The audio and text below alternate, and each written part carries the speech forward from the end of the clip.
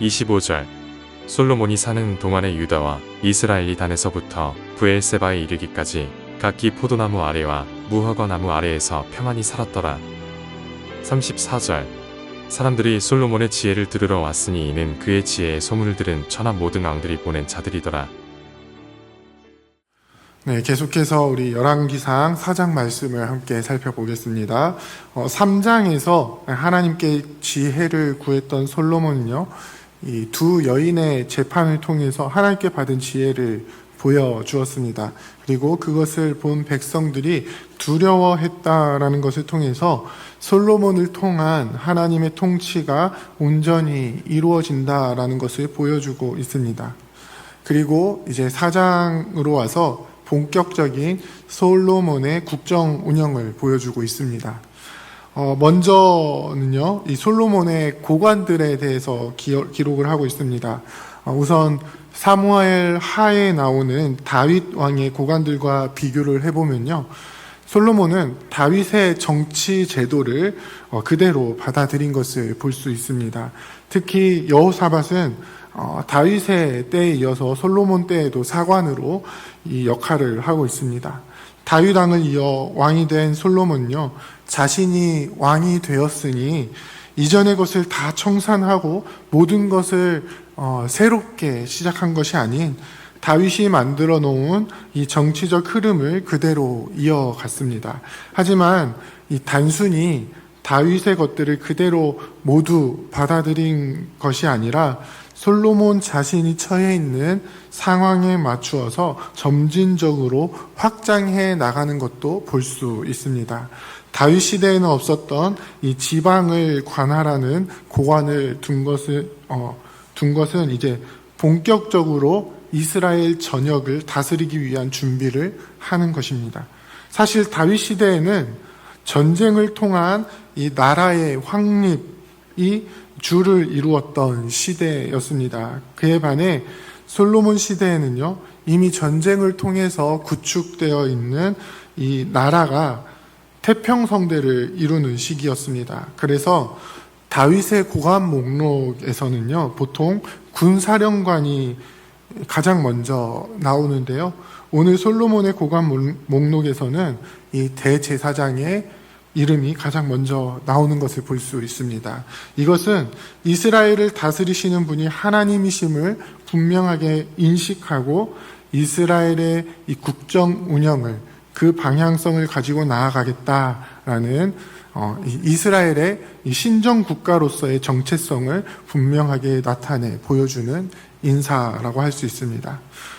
그리고 이제 점점 커져가는 나라의 영향력에 맞게 왕궁의 살림을 맡아서 한 사람도 따로 세우는 것을 볼 수 있습니다. 솔로몬은 하나님께 받은 지혜를 통해서 이 국정 운영에 있어서 너무 급진적인 방향으로 나아가는 것이 아닌 백성들이 받아들일 수 있는 정책을 가지고 또 다윗의 정책적인 방향성을 받아들이면서, 하지만 또 분명한 자신의 그 목표를 가지고 점진적으로 발전해 나가는 모습을 보여주고 있습니다.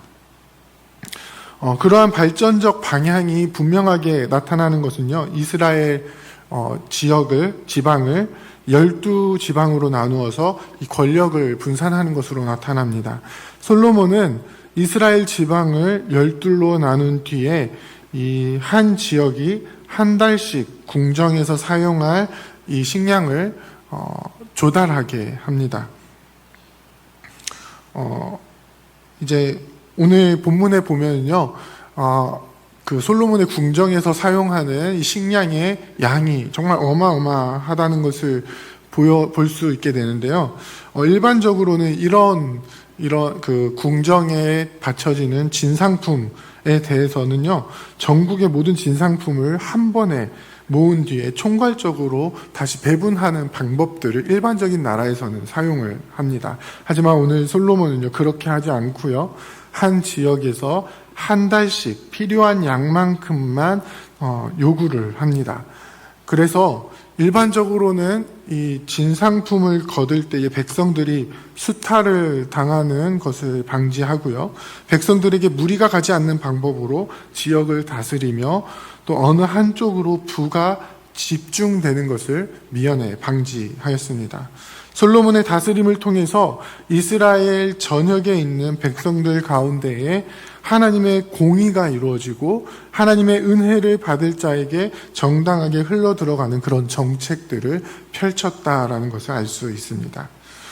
그러한 솔로몬의 통치의 영향력은요, 21절에 보면 그 이 강은요, 유브라데스 강을 이야기를 하는데요. 그 강에서부터 블레셋 지역을 지나 애굽 지경까지 미치게 됩니다. 이것은요, 족장 시대에 하나님께서 이스라엘에게로 주기로 하신 땅이었습니다. 솔로몬 시대는요, 족장 시대의 약속이 실현된 시대였고요. 그러한 솔로몬의 통치를 통해서 보여주는 것은요, 이 선지자들이 말씀하고 있는 마지막 때에 하나님의 통치가 온전히 이루어질 때의 복이 이제 솔로몬 시대의 예표적으로 성취된 시대였음을 우리는 알 수 있습니다. 마지막으로 솔로몬 왕은요, 지혜로운 왕답게 당시의 지혜에 관심이 많이 있었습니다. 특히 그의 지혜는요, 당시에 지혜로 유명했던 동쪽 지역의 사람들이나 혹은 애굽의 지혜자들보다 훨씬 뛰어났다라고 기록을 했습니다. 그런 솔로몬을 보기 위해서 세계 각국에서 사신을 보내어 오기도 했습니다. 솔로몬은 잠언을 기록하고 또 시편을 짓기도 하여서요, 하나님의 백성들이 어떻게 살아가야 하는지 직접적으로 가르침을 주기도 했고요.